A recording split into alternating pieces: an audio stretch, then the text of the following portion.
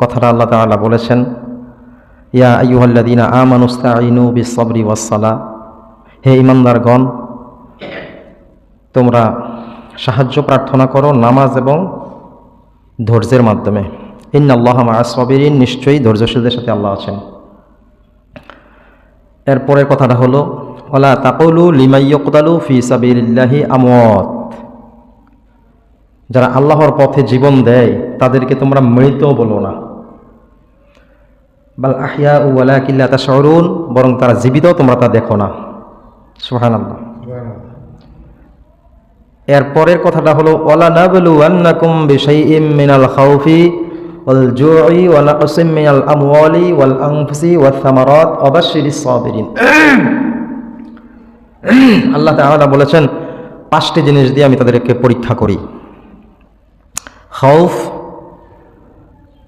তারপর ভয়।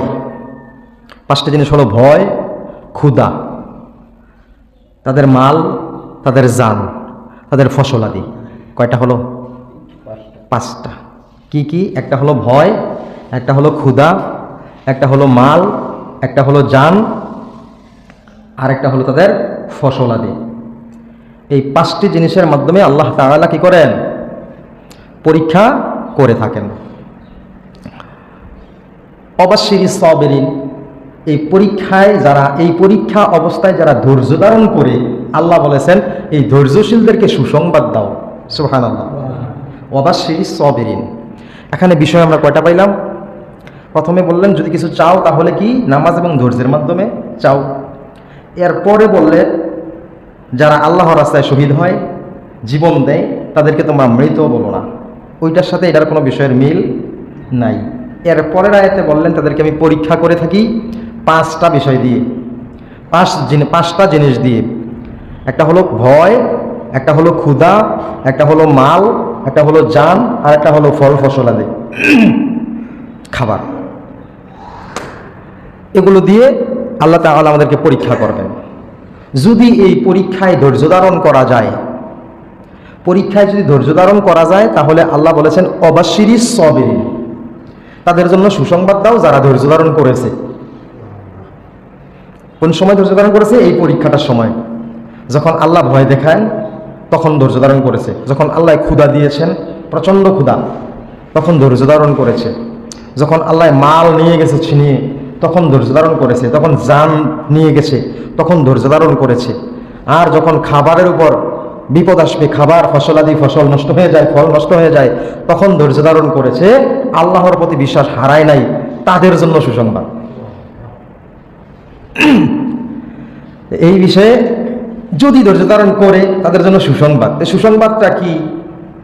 সুসংবাদটা কি? প্রথমে আমি বলে এসেছি, প্রথম আয়াতটায় বলেছি ইন্নাল্লাহা মা'আস সাবিরিন। ইন্নাল্লাহা মা'আস সাবিরিন, আল্লাহ বলেছেন নিশ্চয়ই ধৈর্যশীলদের সাথে আল্লাহ আছেন। মা'আস সাবিরিন, এই মা'আস সাবিরিন দ্বারা আছেন, সব সময় থাকেন, এই কথা বোঝানো হয়েছে। সব সময় থাকেন, এটা হলো দুনিয়ার পুরস্কার।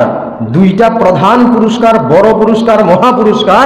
তার মধ্যে হলো ইন্নাল্লাহা মা'আস সাবিরিন, আমি তাদেরকে কি করি? তাদের সাথে থাকি। সুবহানাল্লাহ। যার সাথে আল্লাহ থাকেন তিনি কি? আল্লাহওয়ালা। কি? আল্লাহওয়ালা। যার সাথে আল্লাহ থাকেন তিনি আল্লাহওয়ালা। জি। আর 2 নম্বর পুরস্কার হলো ময়দানে মাহশারে আল্লাহ তাআলা তাকে বিনা হিসাবে জান্নাতুল ফেরদাউস দান করবেন।